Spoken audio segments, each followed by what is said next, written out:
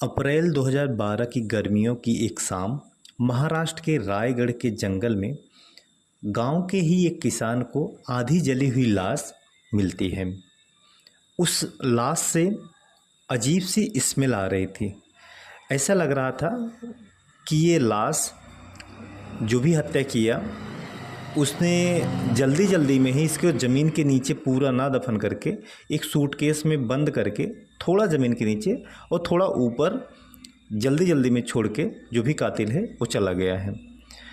अब किसी भी एरिया में अगर लाश मिलेगी तो लोगों में हड़कंप तो मच ही जाएगा और यही नतीजा हुआ जिसकी वजह से वहाँ पे काफ़ी भीड़ इकट्ठा हो गई और उसी भीड़ में से ही एक लोग ने पुलिस को मौके पे फ़ोन करके सारी जानकारी दे दी।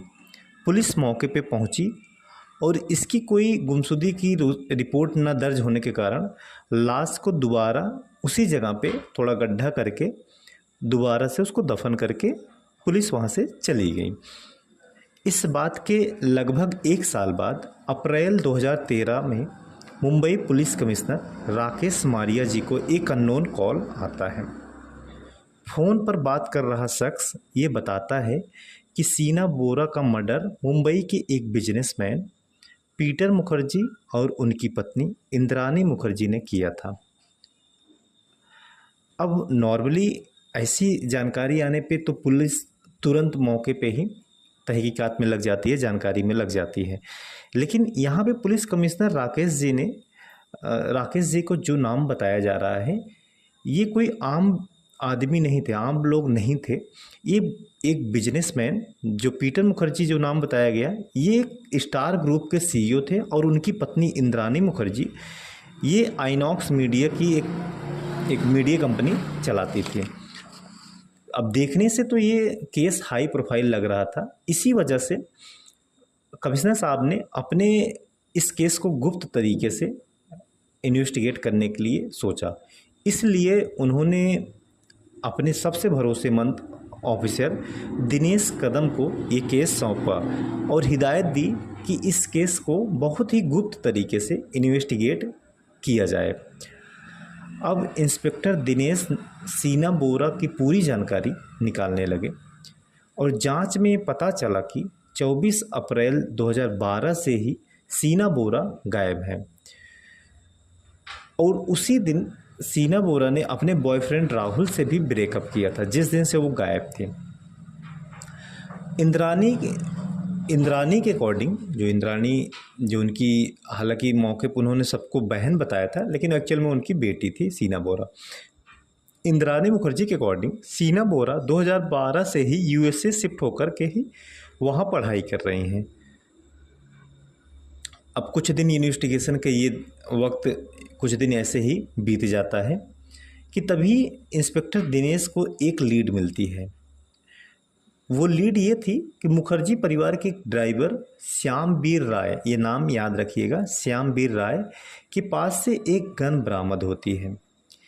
लेकिन पुलिस ने उस वक्त कोई भी एक्शन नहीं लिया। उसकी वजह ये थी कि इंद्रानी मुखर्जी उस वक्त यूएसए में थी और अगर पुलिस कोई भी एक्शन लेती तो वो चौकन्नी हो जाती और शायद यूएसए से वापस ही ना आती।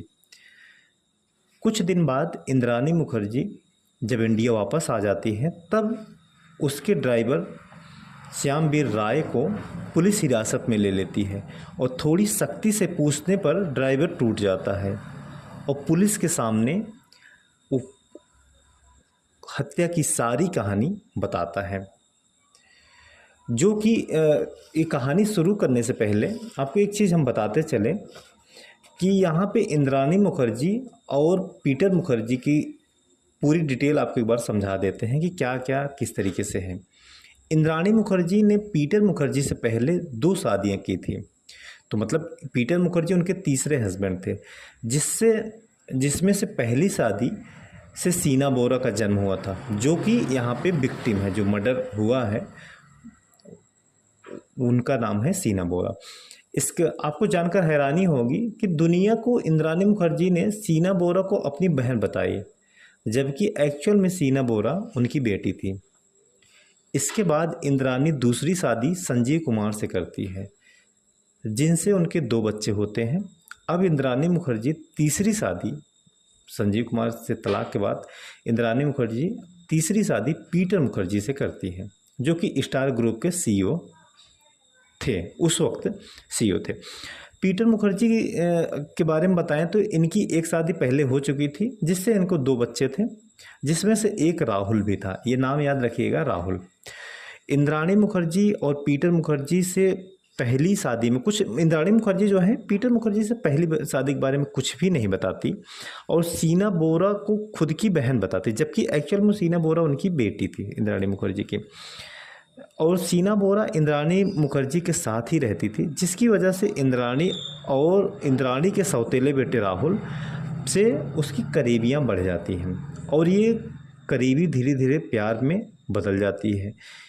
इस बात का पता जब इंद्राणी को लगता है तो वो काफ़ी नाराज़ होती है और इंद्राणी सीना को राहुल से दूर रहने की हिदायत देती है, लेकिन सीना पर उसकी बातों का कोई भी असर नहीं होता। इंद्राणी के बार बार मना करने से सीना नाराज़ हो जाती है और वो उल्टा इंद्राणी को ही ब्लैकमेल करने लगती है और कहती है कि उसको कुछ पैसे और एक फ्लैट दो, वरना वो पीटर मुखर्जी से जाकर सारी सच बातें बता देगी कि वो यानी सीना उसकी बहन नहीं बेटी है। इस बात के डर से इंद्राणी अपने एक्स हस्बैंड, मतलब सेकंड वाले एक्स हस्बैंड राजीव कुमार और अपने फैमिली ड्राइवर श्यामवीर राय के साथ मिलकर सीना को मारने का एक प्लान बनाते हैं, जो कि 24 अप्रैल 2012 की शाम को ये लोग इम्प्लीमेंट करने वाले हैं। तो वो तारीख 24 अप्रैल 2012 आ जाती है और 24 अप्रैल 2012 की शाम को इंद्राणी और उसके ड्राइवर श्यामवीर राय करतार रोड से सीना बोरा को रिसीव करते हैं, जहां सीना का बॉयफ्रेंड राहुल उसको छोड़ने आया था।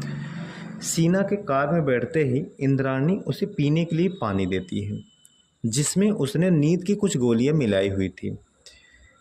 पानी पीने के कुछ देर बाद सीना बेहोश हो गई। इसके बाद बांद्रा की एक सुनसान गली में ले जाकर इंद्राणी उसका गला दबाकर उसकी हत्या कर देती है। उसकी हत्या कर देती है। इसके बाद सीना की मोबाइल से इंद्राणी ने राहुल को एक टेक्स्ट मैसेज भी किया कि हम लोग शाम का खाना ताज होटल में ही खाएंगे। हालांकि ड्राइवर श्यामवीर राय उनको वहां ले भी गया, ताकि मोबाइल लोकेशन में जब भी कभी कोई इन्वेस्टिगेशन हो तो उनको लोकेशन में वो सारा रूट दिखे कि वो कहाँ कहाँ एक्चुअल में जो बातें कर रहे थे वो उस जगह गए थे कि नहीं। इसी वजह से वो श्यामवीर राय वहाँ लेकर भी गया। इसके बाद वो लोग इंद्राणी के घर आ जाते हैं। उस वक्त उनके घर पर कोई नहीं था, मतलब इंद्राणी के घर उस वक्त उनके हस्बैंड पीटर मुखर्जी नहीं थे, क्योंकि पीटर मुखर्जी उस वक्त यूएसए गए हुए थे किसी बिजनेस के सिलसिले में। अब इंद्राणी के घर उसका हस्बैंड राजीव कुमार भी आ जाता है, जो कि एक प्री प्लान था। ऑलरेडी इंद्राणी उन्हें फ़ोन करके ऑलरेडी सारा प्लान ये लोग बनाए ही थे। अब ये लोग सीना की लाश का पहले मेकअप करते हैं, उसके बाद ये लोग लाश को गाड़ी में रखते हैं और मुंबई से दूर रायगढ़ के जंगल में ले जा कर के लाश को पहले जलाते हैं, फिर उसको एक बैग में भर कर वहीं दफन करके इंद्राणी और राजीव कोलकाता के लिए फ़्लाइट पकड़ के निकल जाते हैं। ड्राइवर श्यामवीर राय के इस बयान से पुलिस ने मौके पे, जो कि रायगढ़ में लाश थी, जो केस का शुरुआत में मैंने आपको बताया, वहाँ से लाश को बरामद किया और उनके द्वारा सारी कहानी के जो भी चीज़ें हैं मोबाइल लोकेशन से सारा लोकेशन, तीनों का लोकेशन चेक किया गया और इन तीनों को हिरासत में लिया गया।